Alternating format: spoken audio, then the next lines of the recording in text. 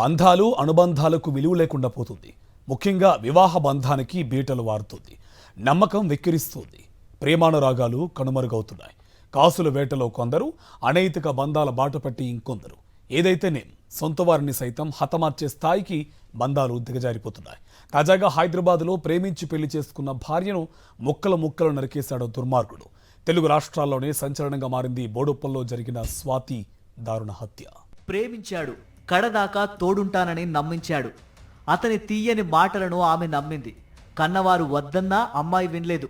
తల్లిదండ్రుల కంటే ప్రేమించిన వాడే ఎక్కువని అనుకుంది. పేరెంట్స్కు ఇష్టం లేకున్నా మనసుకు నచ్చిన వాడినే మనువాడింది. పుట్టింటి నుంచి ఎన్నో ఆశలతో అత్తింట్లోకి అడుగుపెట్టింది. కానీ కట్టుకున్నోడే కాల ఎముడవుతాడని ఊహించలేకపోయింది. చివరకు ప్రేమించిన వాడి చేతిలోనే దారుణ హత్యకు గురైంది. మహేందర్ రెడ్డి, స్వాతి వికారాబాద్ జిల్లా కామారెడ్డిగూడలో వీరి నివాసం. ఇరు కుటుంబాలు పక్కపక్కనే ఉండడంతో చిన్నప్పటి నుంచే మహేందర్, స్వాతికి పరిచయం ఉంది. ఆ పరిచయం ప్రేమగా మారింది. పెళ్లి దాకా వెళ్ళింది. ప్రేమ వివాహానికి స్వాతి తల్లిదండ్రులు అంగీకరించలేదు. కానీ స్వాతి మాత్రం మహేందర్ను మర్చిపోలేకపోయింది. తల్లిదండ్రులు మందలించినా సరే మహేందరే కావాలని పట్టుబట్టింది. కన్నవారికి చెప్పా పెట్టకుండా 2023లో మహేందర్ను ప్రేమ వివాహం చేసుకుంది. తల్లిదండ్రులు మొదట్లో కోపంగా ఉన్నా ఆ తర్వాత అర్థం చేసుకున్నారు. ఎక్కడున్నా బిడ్డ కాపురం బాగుంటే చాలని అనుకున్నారు. స్వాతిని ప్రేమ వివాహం చేసుకున్న మహేందర్ కాపురాన్ని హైదరాబాద్లో పెట్టాడు. బోడుపల్లోని ఈస్ట్ బాలాజీ హిల్స్ ఓ ఇంటిలో 3వ అంతస్తులో అద్దెకుంటున్నారు. మహేందర్ రెడ్డి క్యాబ్ డ్రైవర్గా పనిచేస్తున్నారు. స్వాతి పంజాగుట్టలోని ఓ కాల్ సెంటర్లో పనిచేస్తోంది. స్వాతి గర్భం దాల్చడంతో బలవంతంగా అబార్షన్ చేయించాడు. స్వాతి రెండోసారి గర్భం దాల్చింది. ప్రస్తుతం 5 నెలల గర్భిణి. అయితే కొన్నాళ్ల నుంచి దంపతుల మధ్య గొడవలు జరుగుతున్నాయి. గతంలో పోలీస్ స్టేషన్ వరకు వెళ్లడంతో కౌన్సిలింగ్ ఇచ్చారు. దంపతులతో పాటు ఇరు కుటుంబాలకు సర్ది చెప్పారు. కుటుంబ కలహాలకు తోడు స్వాతిపై అనుమానం పెంచుకున్నాడు మహేందర్. తాను ఎప్పుడూ ఫోన్ చేసినా స్వాతి ఫోన్లో ఎవరితోనో మాట్లాడుతూ ఉండటం మహేందర్కు నచ్చలేదు. ఈ విషయం పైన దంపతులు అనేకసార్లు గొడవపడ్డారు. ఈ క్రమంలోనే శుక్రవారం అర్ధరాత్రి వరకు గొడవపడ్డారు. శనివారం ఉదయాన్నే నిద్రలేచి చెప్పా పెట్టకుండా బయటకు వెళ్లిన మహేందర్ సాయంత్రానికి ఇంటికొచ్చాడు. వచ్చేటప్పుడే హ్యాక్సా బ్లేడ్ కొని తెచ్చుకున్నాడు. భార్యను చంపేయాలన్న ఉద్దేశంతోనే మరోసారి స్వాతితో గొడవ పెట్టుకున్న మహేందర్ గొంతు నులిమి చంపేశాడు. ఆ తర్వాత గర్భిణి అయిన భార్య శరీరాన్ని అత్యంత క్రూరంగా ముక్కలు చేశాడు. ముందుగా స్వాతి కాళ్ళు, చేతులు, తల భాగాలను వేరు చేశాడు. పక్కింట్లో ఉన్నవారికి సైతం ఎలాంటి అలికిడి లేకుండా స్వాతిని పార్ట్లుగా నరికివేశాడు కిరాతకుడు. స్వాతిని హత్య చేశాక స్వాతి సెల్ ఫోన్ నుంచి ఆమె కుటుంబ సభ్యులకు మేం బాగున్నాం, ఇప్పుడే భోజనం చేశామంటూ మెసేజ్ కూడా పెట్టాడు. ఇంట్లో మిగిలిన స్వాతి మిగతా శరీర భాగాలను పడేసేందుకు సిద్ధమయ్యాడు మహేందర్ స్వాతి ప్రస్తుతం ఉంటున్న ఇంటికి 25 రోజుల క్రితమే వచ్చారు. స్వాతిని మట్టుబెట్టాలన్న ఉద్దేశంతోనే స్వాతిని ఇక్కడికి తీసుకొచ్చాడా అన్న అనుమానాలు వ్యక్తమవుతున్నాయి. కనీసం ఎలాంటి అలికిడి కూడా రాకుండా స్వాతిని చంపిన తీరును చూసి స్థానికులు భయాందోళనకు గురయ్యారు. ఇంట్లో స్వాతి శరీర భాగాలతో పాటు ఆమెను ముక్కలు చేసేందుకు ఉపయోగించిన హ్యాక్సా బ్లేడు పోలీసులు స్వాధీనం చేసుకున్నారు. ఆధారాలు సేకరించారు.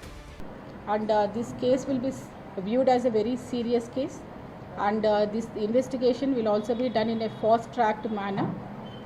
దీనికి కావాల్సినటువంటి క్లూస్ టీము, అదర్ ఏదైతే ఫోరెన్సిక్ ఎక్స్పర్ట్ ఉన్నారో ఇవన్నీ కూడా వాళ్ళ హెల్ప్ తీసుకోవడం జరిగింది. ఆ ఎవిడెన్సెస్ అన్నీ కూడా అవన్నీ కూడా మనము కలెక్ట్ చేశాము. So these will be send for the getting the technical reports to finalize the investigation. ఇప్పుడు ఎప్పుడైతే మనం ఆ రూమ్లోకి వెళ్ళి చూసామో it is just like only the body of the human is remind. సో దాన్ని హాస్పిటల్కి షిఫ్ట్ చేయడం జరిగింది.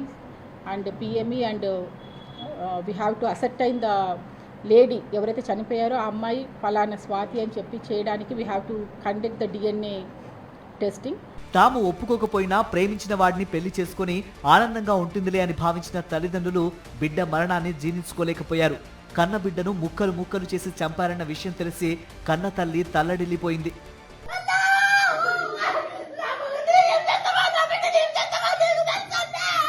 తన బిడ్డను పొట్టన పెట్టుకున్న రాక్షసుణ్ణి అలాగే చంపేయాలంటున్నారు స్వాతి తల్లిదండ్రులు. ఇప్పుడు నా బిడ్డను చంపిండాడు, ముక్కలు చేసాడు. ఆ లక్కనన్నా చంపాలే, వాడినన్నా చంపాలే.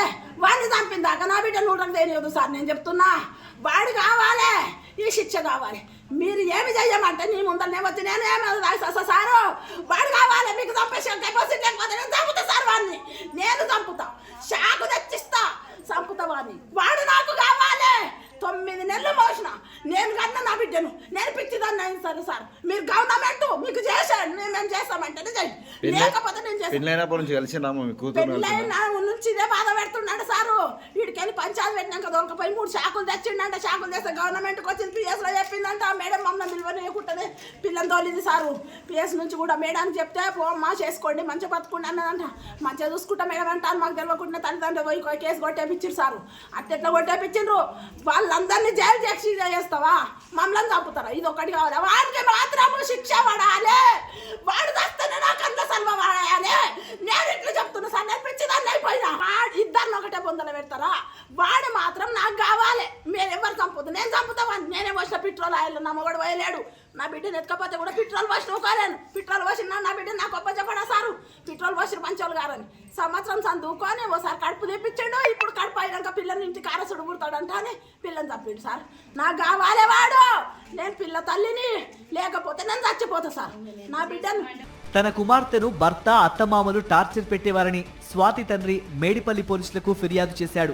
అందరూ కలిసి తమ బిడ్డను చంపేశారని కంప్లైంట్ ఇచ్చాడు.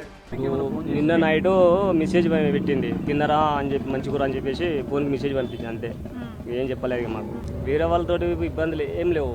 వాళ్ళ అత్తమామ ఆంజే టార్చర్, వేరే ఏం లేవు. ఎవరైతే టార్చర్ అయితే ఏం లేదు. ఇక వరకట్నం తీసుకురా, అది తీసుకురా, పైసలు తీసుకురా, నువ్వు ఒట్టికి వచ్చినావు, నేను ఎవరు నడపాలి, ఇంకా అట్లా అని చెప్పి ఇట్లా చెప్పి బాగా టార్చర్ పెట్టేది మేడం.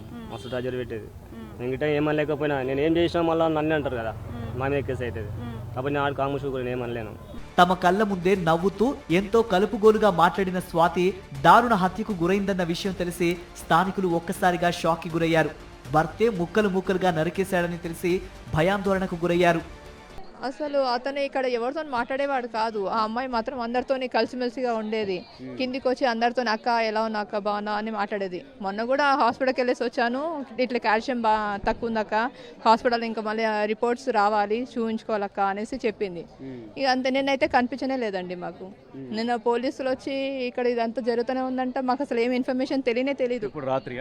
నైట్ మాకు 3 గంటలకి మా మరిది ఫోన్ చేసి, అన్న ఇట్లా పోలీసు వాళ్ళు వచ్చిరన్న, ఇక్కడ అన్న వాళ్ళ ఇంట్లో ఎవరో చనిపోయారంట, మర్డర్ అయిందంట, ఇట్లా ఊరేసుకొని చనిపోయారు అనేసి చెప్పారు. చెప్తే మేము హఠాత్తున వచ్చేసాం, కిందికి వచ్చేసరికి ఇక్కడ పోలీసులే ఉన్నారు. ఏం జరిగిందో ఏం తెలీదు. ఇక సంచులో అవి రంపం లాంటివి అవన్నీ ఏవో పట్టుకొని పోతూనే ఉన్నారు. ఇక మాకు అంత తెలియలేదు.